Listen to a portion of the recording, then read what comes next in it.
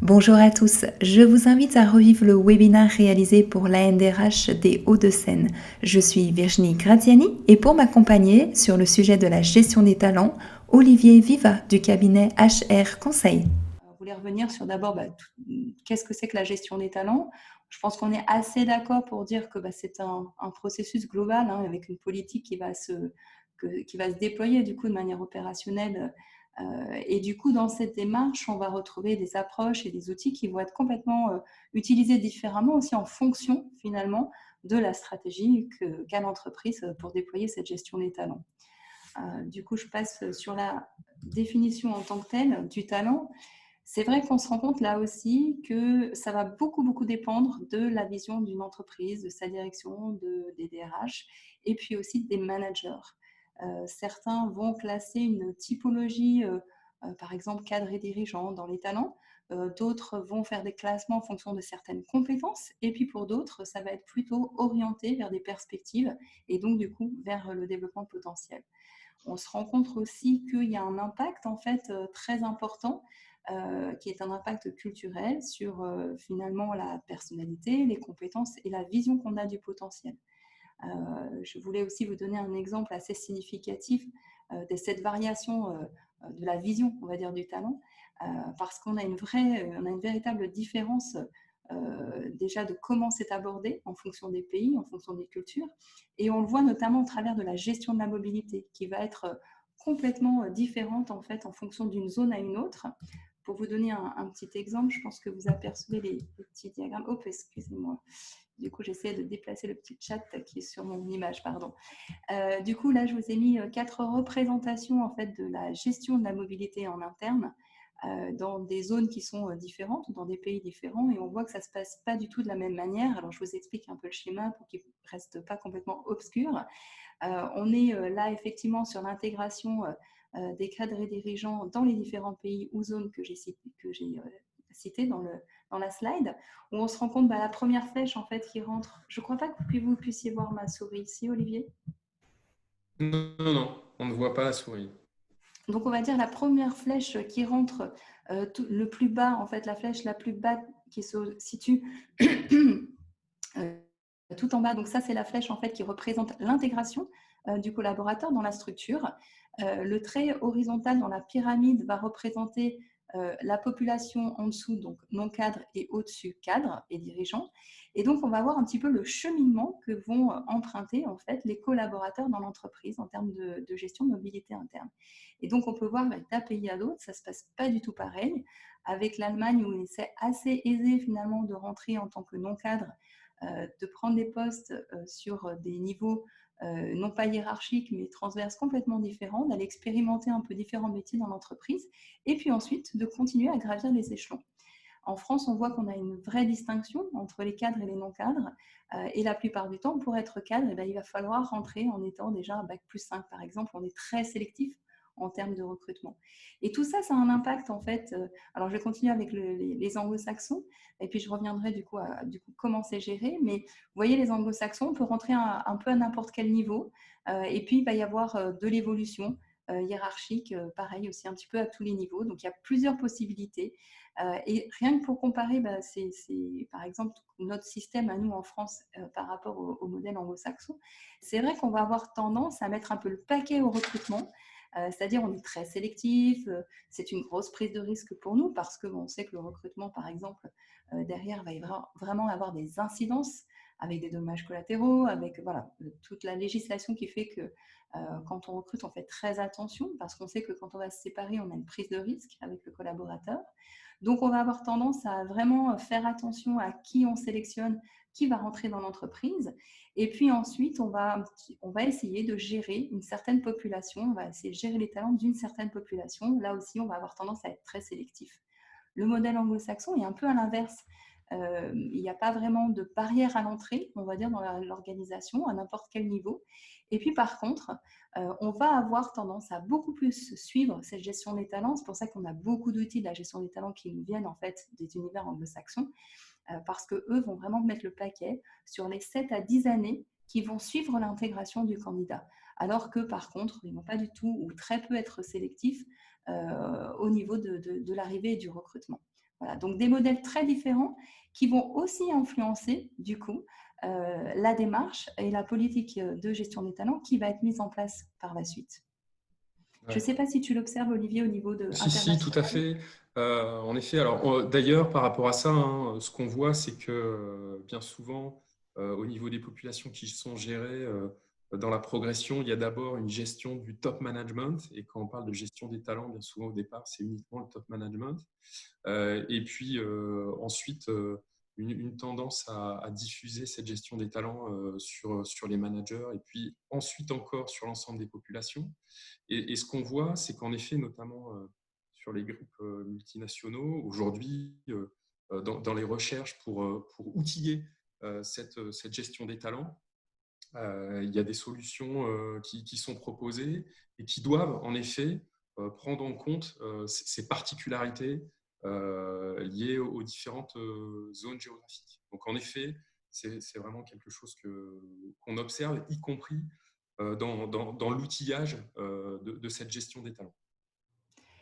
Et c'est vrai que ça va avoir aussi un impact, enfin ce qui va pardon, avoir aussi un impact, c'est qu'on se rend compte, qu'est-ce qui a démocratisé finalement la gestion des talents, si on peut le dire comme ça, c'est qu'on se rend compte qu'il y a des compétences qui sont de plus en plus pénuriques. Au départ, effectivement, la population un peu stratégique était les cadres et dirigeants dans l'entreprise, et on se rend compte qu'aujourd'hui, sur des postes qui ne sont pas cadres et dirigeants, on se retrouve avec des gens qui ont des vrais savoir-faire, qui sont de plus en plus recherchés et qui sont de moins en moins transmis, que ce soit au niveau des formations à l'école, mais aussi du compagnonnage, etc. Et donc, du coup, la gestion des talents qui se faisait plutôt par population, finalement, au départ, se fait aujourd'hui plutôt par compétences et par potentiel. Donc, on observe un vrai changement, en fait, du coup, dans cette façon finalement de s'y prendre, et aussi du coup, ça impacte sur les outils, ça impacte sur la démarche, et ça impacte forcément donc sur la vision et sur la définition.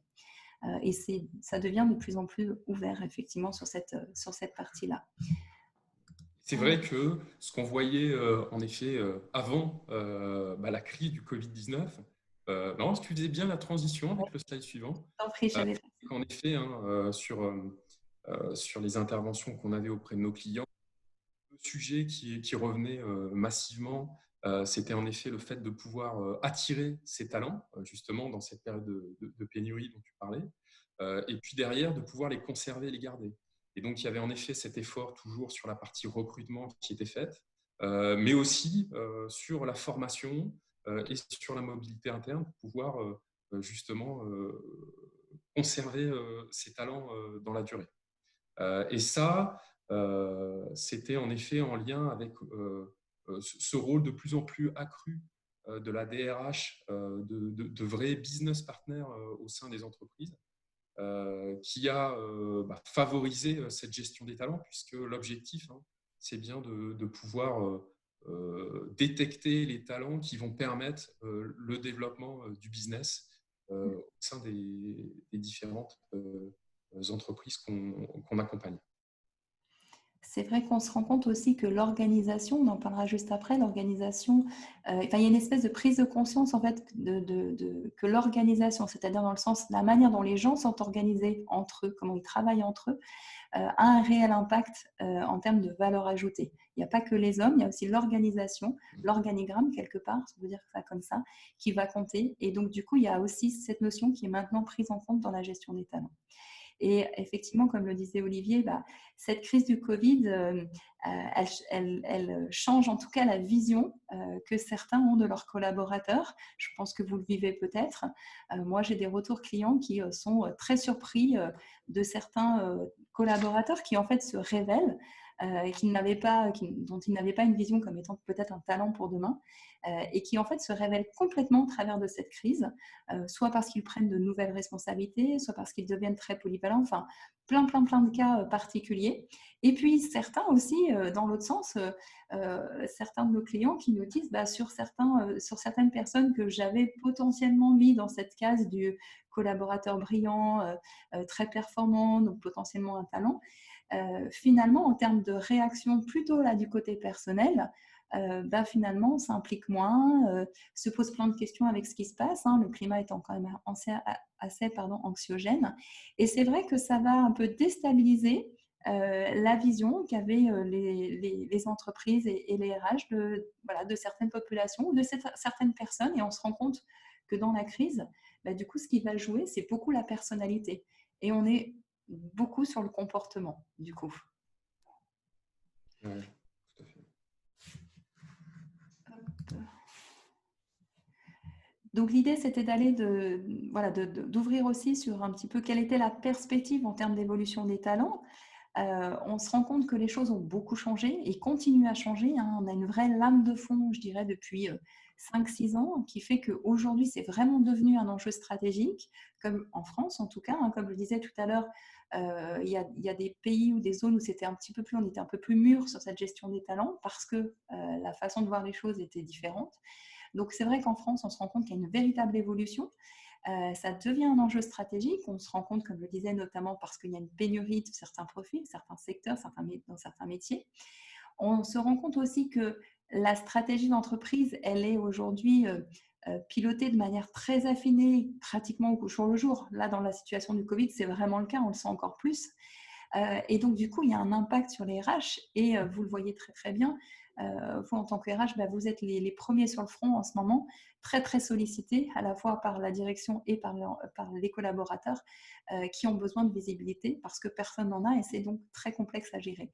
Mais d'une manière générale, on va dire avant confinement, et on ne sait pas trop ce que ce sera après, on observait déjà depuis des années que le fait que la stratégie d'entreprise, elle bouge très très souvent, et du coup, elle fait bouger l'organisation, elle fait bouger la nécessité de certaines compétences ou pas, et donc on se rend vraiment compte que c'est un enjeu stratégique aujourd'hui. On a un deuxième point, c'est vrai que les entreprises sont beaucoup plus matures par rapport à leur stratégie, leur politique RH. Aujourd'hui, et tant mieux, les RH prennent un poids de plus en plus important dans l'entreprise. C'est encore plus le cas, je réinsiste là-dessus, mais avec ce qui se passe aujourd'hui, tout le monde se rend vraiment compte Ouais. de n'importe d'un service RH, ce qui n'était pas forcément le cas avant, dans l'esprit encore de certains dirigeants et certains collaborateurs. D'ailleurs, ça pouvait toujours rester un centre de coût sans forcément voir que c'était un investissement pour demain. Là, en ce moment, on se rend vraiment compte parce que c'est un investissement pour tout de suite. Donc, il y a une vraie, il y a un vrai changement dans cette maturité qui fait que aujourd'hui, maintenant, la vision de l'entreprise, de la direction des RH et des managers évolue. Et effectivement, comme le disait Olivier, on le voit aussi on voit cette évolution au travers des titres qui ont changé. On parle de business partner maintenant. C'était quelque chose il y a 10 ans dont on n'entendait pas parler, donc c'était très très rare. Et c'est vrai qu'on a aussi, je vois François qui met ça dans le chat, on a aussi effectivement une évolution de l'attente des collaborateurs qui est très très forte et qui... Ah la souris se voit, j'avais pas vu, pardon. Et qui attend effectivement que aujourd'hui la RH joue un vrai jeu aussi. Donc ça, c'est d'autant plus chouette parce que du coup, ça veut dire qu'on peut travailler dans de meilleures conditions pour vous les RH. Donc ça, c'est agréable. Mais c'est vrai qu'on a souvent, moi j'ai souvent des entreprises qui viennent vers moi et qui me disent mais est-ce qu'on peut vraiment entamer une gestion des talents ou une évaluation ou peu importe quand finalement on ne se sent pas prêt en interne parce que par exemple on n'a pas de référentiel de compétences ou alors on n'a pas remis à jour nos fiches de poste, ce genre de choses. Il y a des choses quand même qui peuvent se faire, même si effectivement, idéalement, dans un monde idéal, ce serait super chouette que les référentiels de compétences soient à jour, que les fiches de poste soient à jour. Après, on est très pragmatique, et vous l'êtes aussi, on le sait très bien. On sait très bien que les évolutions qui sont demandées sur le marché au jour le jour font en sorte que des nouveaux métiers, des nouvelles compétences sont demandées aussi pratiquement au jour le jour. Donc, il y a toujours une possibilité de faire avec ça et au contraire, peut-être pas de remettre à jour un référentiel de compétences, mais se dire notre priorité pour demain, c'est quoi? C'est une autre approche, une autre façon de travailler qui, à mon avis, sera de plus en plus essentielle aussi avec ce qui est en train de se passer. Ouais, et puis on voit que dans la pratique, bien souvent, référentiel de compétences, ça pouvait donner à des choses très complexes auparavant, que désormais on est sur des référentiels beaucoup plus légers et beaucoup plus agiles, en effet, comme le dit Virginie, pour s'adapter aux évolutions du marché. Alors après, l'autre point, et on va en parler après aussi, c'est se dire que dans cette démarche d'aller vers de plus en plus de gestion des talents et de mettre le focus là-dessus, c'était avant la crise du Covid et ce sera intéressant qu'on en parle plus tard parce qu'aujourd'hui, si les DRH sont très sollicités, c'est bien souvent sur des sujets qui sont beaucoup plus liés à la paye et à la gestion du courant en administratif. Et néanmoins, le sujet, c'est de se dire est-ce que cette gestion des talents, il ne faut pas y penser pendant cette période de crise pour préparer derrière la suite. Voilà. Oui, c'est sûr que, il va y avoir, enfin l'impact, hein, là, du confinement, va se faire sentir, hein, je regardais encore une étude ce matin où il y a, alors j'ai plus le pourcentage exact en tête, mais il y a un certain nombre de collaborateurs, qui ne souhaitent pas revenir travailler, qui ont peur de revenir travailler, certains d'autres qui sont habitués au télétravail, qui Ouais. souhaitent rester en télétravail. Et puis on a, alors ça, le chiffre me surprenait un peu, mais je crois qu'on a un actif sur 4 qui en fait n'a pas travaillé depuis le 16 ou le 17 mars. Donc se pose aussi la question de comment remettre en route du coup effectivement l'entreprise et aussi comment réintégrer des gens qui ont été un petit peu laissés sur le bord de la route en termes d'activité, parce qu'on sait très bien que physiologiquement, psychologiquement, neurologiquement, on ne va pas repasser de 0 à 100% comme ça en claquant des doigts. Donc il y a effectivement euh, toute cette question, et je vois Hélène effectivement qui participe dans le chat en disant bah, certaines entreprises se posent actuellement seulement la Ouais. question de quand elles vont pouvoir rouvrir. Tout à fait. On a des situations très paradoxales, hein. On a les entreprises qui ne savent pas quand est-ce qu'elles vont pouvoir rouvrir, et puis on a des collaborateurs qui ont entendu le message d'Emmanuel Macron qui disait bah, le déconfinement c'est le 11 et qui sont dans les starting blocks pour revenir travailler, alors qu'on ne sait pas si l'entreprise va pouvoir rouvrir. Et si elle peut rouvrir, on ne sait pas s'il y aura de l'activité parce qu'il va falloir aussi qu'il y ait un redémarrage économique. Donc, il y aura effectivement toute une nouvelle vision de finalement qui dans l'entreprise est vraiment doit redémarrer en premier parce que est essentiel pour l'activité.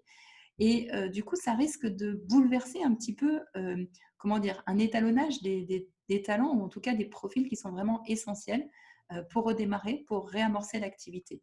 Donc, il n'y aura pas d'équité malheureusement et ça va d'autant plus se voir que dans des situations plus classiques qu'on aurait pu avoir avant le confinement.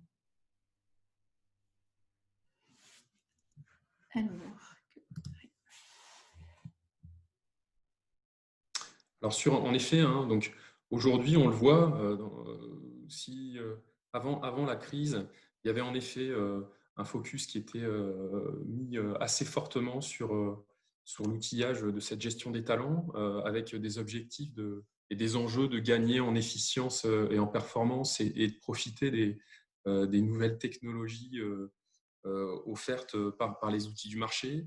C'était bien souvent une démarche d'outillage de la RH hein, qui était liée à la maturité dont parlait Virginie tout à l'heure, hein, la prise de conscience qu'en effet, de l'importance de la RH dans l'entreprise.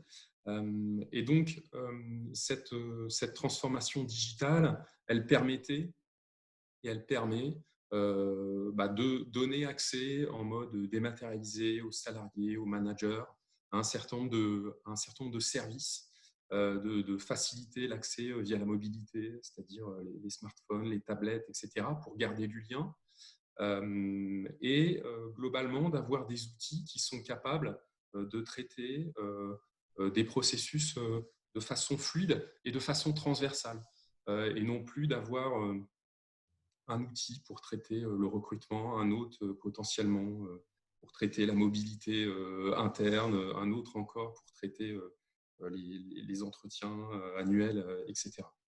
Donc ça, c'était vraiment la tendance d'avoir des outils qui vont vers de plus en plus de fluidité, une expérience utilisateur qui est au cœur du sujet, puisqu'on en parlait tout à l'heure, hein, l'objectif, c'est bien d'avoir des outils qui donnent un service efficace et qui fassent que non seulement les RH soit plus efficace et se concentre plutôt sur des tâches à valeur ajoutée, de conseil, d'expertise plutôt que de la saisie, double saisie dans des outils qui sont multiples, que ce soit des outils qui facilitent le travail du manager au jour le jour pour suivre ses équipes, sachant que l'utilisation de ces outils RH, ce n'est pas sa fonction première, et donc ça doit être simple d'utilisation.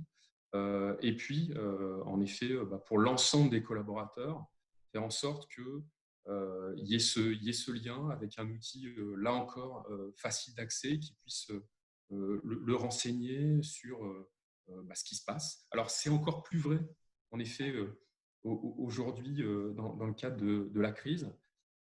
Et d'ailleurs, c'est le petit encart en bas de slide à gauche, où l'aide de Digital Transformation. C'est quelque chose qui circulait sur les réseaux sociaux. En effet, cette transformation digitale qui était déjà amorcée pour outiller la gestion des talents, on voit qu'elle est, en tout cas, cette digitalisation, elle est encore renforcée par la nécessité de travailler à distance aujourd'hui, pour un temps, comme le disait Virginie, qu'on ne maîtrise pas, puisqu'on ne sait pas encore quelles entreprises vont reprendre et dans quelles conditions. Et donc, on voit qu'un certain nombre de tendances qu'on voyait via les outils proposés d'ores et déjà sur le marché. Donc, en effet, je parlais des self-services, de la mobilité, la mise en place de l'IA avec notamment des chatbots, tout ce qui est digital learning au niveau de la formation, la mise en place aussi d'outils collaboratifs.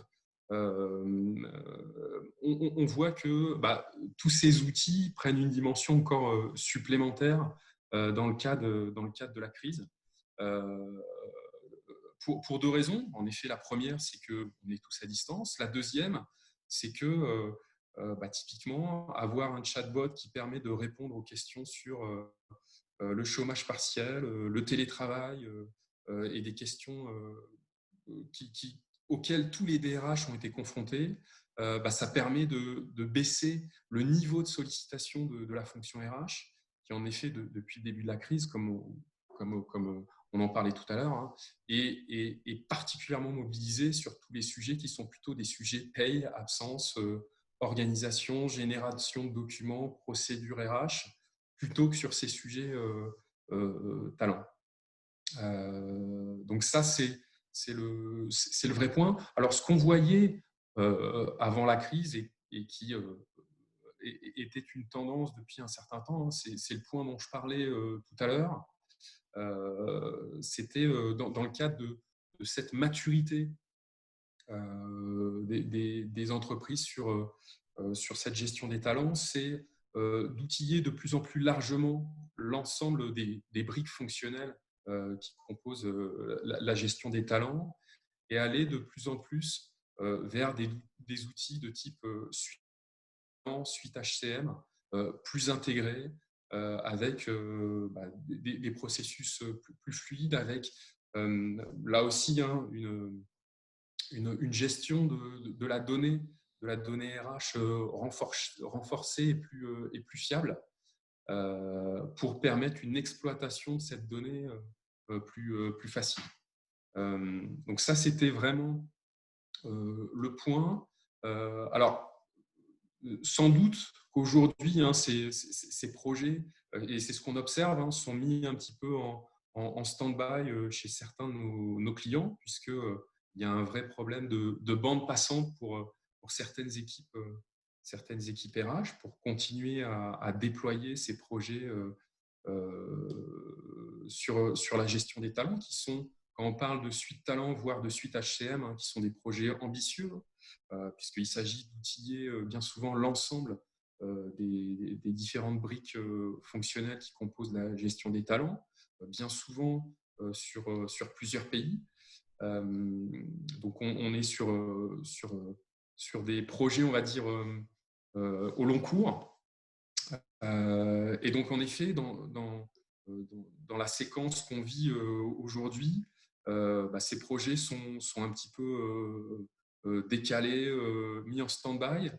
Et néanmoins, il y a ces réflexions qui émergent en se disant finalement, cette digitalisation RH, là encore, hein, sur les sujets dont on a parlé en exemple, ils deviennent encore plus importants. Quand on parle de LMS et digital learning, on comprend bien que dans cette phase de crise, donner la possibilité à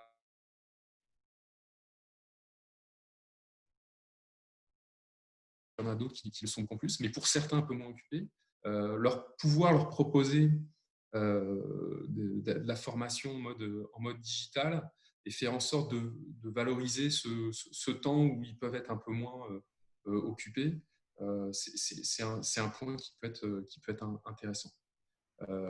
Et puis au-delà de ça, on voit bien que ça peut être aussi cette séquence un moyen de repenser finalement les façons de faire et les processus. Typiquement, hein, si on prend par exemple l'exemple du recrutement, repenser demain l'expérience candidat, se dire que peut-être demain, en effet, on met un processus sans forcément avoir d'entretien physique, mais pouvoir donner accès à une découverte digitale de la société, pourquoi pas avec l'accès à un manager via des échanges, pouvoir faire, s'il y a des tests, faire des tests digitalisés. Voilà, il y a plusieurs pistes en tout cas pour pouvoir, on va dire, profiter de cette crise et se dire que cette crise du Covid, elle peut permettre de mettre en place des outils qui vont à la fois faciliter la vie des RH, fluidifier les process, donner aussi une image et une marque employeur renforcée vis-à-vis à la fois de l'interne et de l'externe, puisqu'en effet, là encore, hein, dans la séquence qu'on vit, la communication vis-à-vis des salariés qui, en effet, comme le disait Virginie, peuvent être plus ou moins anxieux par rapport à la reprise. La communication et le lien est primordial. Voilà. Après, dernier point sur ces sujets d'outillage, au-delà de l'outillage des processus de gestion des talents en tant que tel, le mode collaboratif et tout ce qui permet aujourd'hui d'être en remote working. Là, on utilise aujourd'hui Zoom. Je pense que beaucoup d'entre vous utilisent Teams régulièrement, chose qu'on ne faisait pas forcément globalement dans la relation de travail qu'on pouvait avoir au sein des entreprises. On s'aperçoit que ça fonctionne et que parfois ça peut être facilitateur dans le cadre du travail au jour le jour. Et donc, cet outil collaboratif avec la capacité à échanger entre les salariés, les managers, le pousser sur cette partie gestion des talents pour qu'en effet, demain, tel salarié qui souhaite être en mobilité puisse avoir accès à des gens qui ont fait un parcours qui l'intéresse. Voilà. Là aussi, c'est des choses qui étaient proposées par les outils, qui étaient aux prémices et qui peuvent être renforcées dans le cadre de cette crise. Peut-être pour ajouter un petit retour d'expérience de certains de nos clients qui continuent à recruter. C'est vrai qu'on est passé en visio, hein, que ce soit pour les entretiens de recrutement, pour les shortlists. Certains ont intégré des collaborateurs sans les avoir rencontrés physiquement. Et puis d'autres le Covid, le confinement a permis quand même de continuer les process. Et puis ils attendent le 11 mai pour faire un dernier, peut-être pas entretien, mais en tout cas pour avoir un premier contact. Plus la physique, permettre à la personne, au candidat de venir dans les locaux, de voir la société, etc., avant de finaliser vraiment l'embauche. Donc ça, c'est sur le recrutement, on observe ces tendances-là. Bien entendu, c'est les entreprises et les secteurs qui ont continué de de recruter et qui ont intégré de manière sans avoir rencontré la personne en physique. On est aussi sur des secteurs qui généralement avaient déjà l'habitude du télétravail ou en tout cas travaillaient beaucoup avec les outils informatiques. C'est vrai que pour les autres, il reste quand même une appréhension de OK, on a bien senti la personne en visio, mais bon, on a quand même envie qu'elle vienne voir les locaux, Ouais. voilà, qu'il y a un certain ressenti. Alors, voilà, le digital permet quand même d'avancer, de continuer à faire avancer les process, même si derrière, on aura voilà, cette petite période d'avoir envie de se rencontrer physiquement et d'avoir que se passer en physique, cette partie feeling, etc. Et puis, c'est vrai, autre retour d'expérience sur la partie formation. Comme le disait Olivier, c'est vraiment un excellent moment pour former les équipes, notamment via le dispositif FNE formation qui est sorti et qui permet voilà, de financer à 100% une formation à vos collaborateurs qui sont en activité partielle, que ce soit 5 ou 100%, et qui permet aussi, je tiens à le souligner parce que c'est quelque chose qui est assez chouette, qui permet aussi parfois de financer des formations où parfois on a un peu de mal à trouver des dispositifs pour financer ces formations-là parce que ce n'est pas forcément certifiant, parce que ce n'est pas forcément diplômant, parce que ça ne rentre pas dans toutes ces cases qu'on a pour les dispositifs assez classiques. Donc, c'est un bon moyen aussi, c'est un retour d'expérience des collaborateurs qu'on forme comme ça en visio en ce moment, avant le 11 mai justement, qui nous disent que c'est un super moyen aussi de reprendre le rythme progressif. Alors, nous, en interne, on a adapté des modules de formation de 2 heures par jour uniquement en petits groupes de 4 maximum en visio, parce qu'il faut aussi pouvoir gérer ça en visio. Et c'est vrai que certains nous disent « Ah, mais c'est super parce que ça nous remet le pied à l'étrier et ça nous prépare en vue du 11 mai à reprendre l'activité à 100% parce que ça fait plusieurs semaines qu'on ne travaille pas, quoi. » Donc voilà, petit retour d'expérience sur ces deux volets, recrutement et formation. Et puis, ouais, et puis sur le dernier, évaluation, c'est vrai que c'est pareil, on a pu totalement digitaliser, que ce soit des assessment centers, development centers, pas de souci par rapport à ça. C'est vrai que voilà, il peut, sur certaines dimensions à évaluer, c'est un petit peu plus compliqué. Donc peut-être qu'on complétera après quand tout le monde sera déconfiné, on pourra peut-être compléter ça par d'autres entretiens, d'autres choses un peu en face à face. Voilà. Je vois un petit mot de Estelle dans le chat.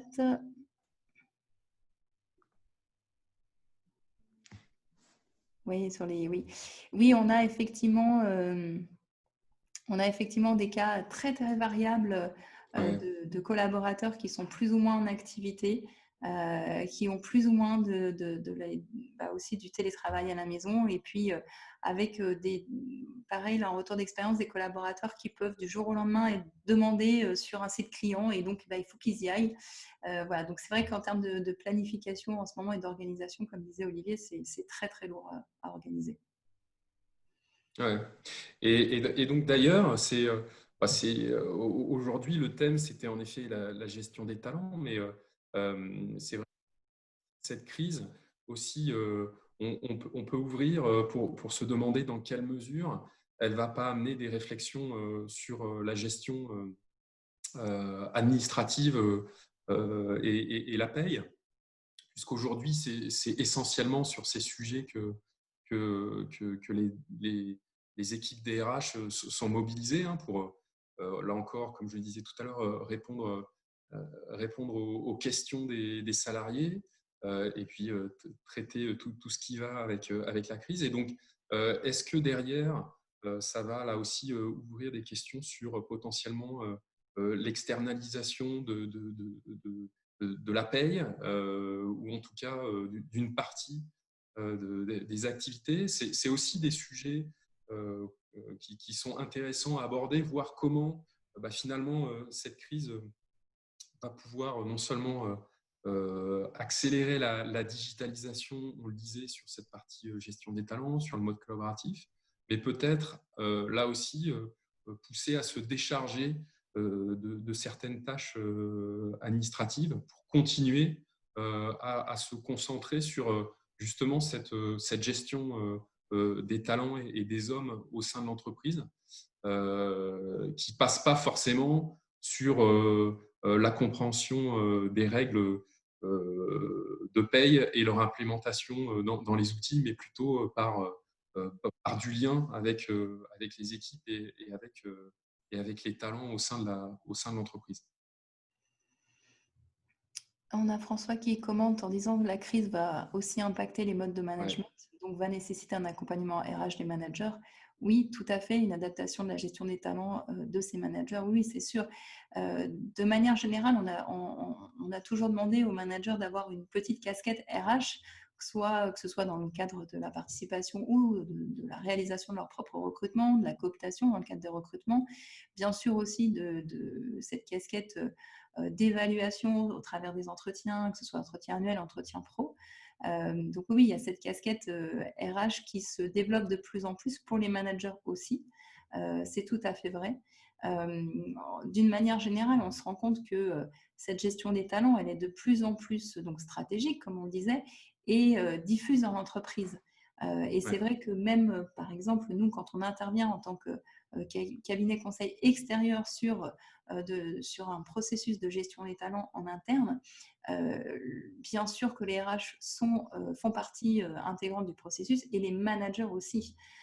Lorsqu'on va réaliser, par exemple, un development center d'un collaborateur, on va débriefer ce development center aussi avec les RH, aussi avec le N+1, parfois même avec le N+2, et puis toute la mise en place, parce qu'on sait que derrière que notre action est un outil parmi d'autres dans la démarche globale de l'entreprise. Et effectivement, on va être relayé par les People Review pour ceux qui en ont, ou par d'autres démarches.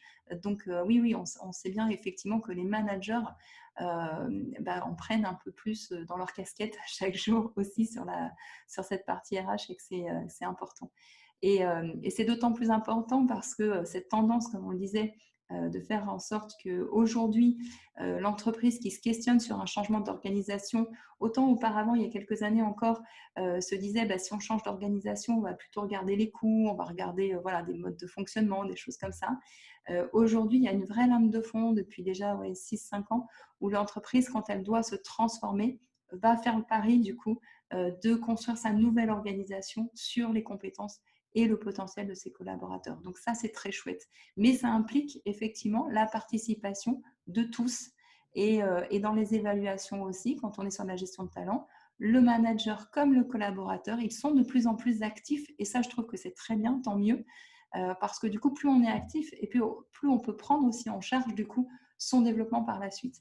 Et donc, le collaborateur aussi est impliqué dans la gestion de ouais, ses propres compétences et de son potentiel. Donc ça, c'est plutôt positif. ouais, tout à fait. Ouais, parce que c'est parfois, il y a eu certaines observations sur le fait que les collaborateurs pouvaient se recentrer sur leur expertise dans le cadre de cette crise et qu'il y a une certaine perte de transversalité. Et donc, justement, leur donner, bah, donner les moyens aux managers d'aller chercher ces collaborateurs qui peuvent se replier pendant cette période de crise, en effet, euh, c'est aussi fondamental. Euh, alors, Je pense qu'on est dans le je timing. crois c'était Oui, c'était notre et, dernier. le dernier slide. On avait prévu jusqu'à 45, donc c'est bien. Ouais, bravo. Vous On est êtes dans tout le à fait dans timing. les temps. Super. Merci Virginie, merci Olivier Merci pour cet Sylvie. échange vraiment de qualité, vraiment super. Un grand merci à vous. Je vous propose de clôturer ce Zoom. Merci à tous. Très Merci belle journée Sylvie. à vous et à très Merci à bientôt. tous. Merci à Merci tous, à merci tous. pour votre Bonne présence et journée. participation et les échanges via le chat. Merci, Ouais. bonne journée.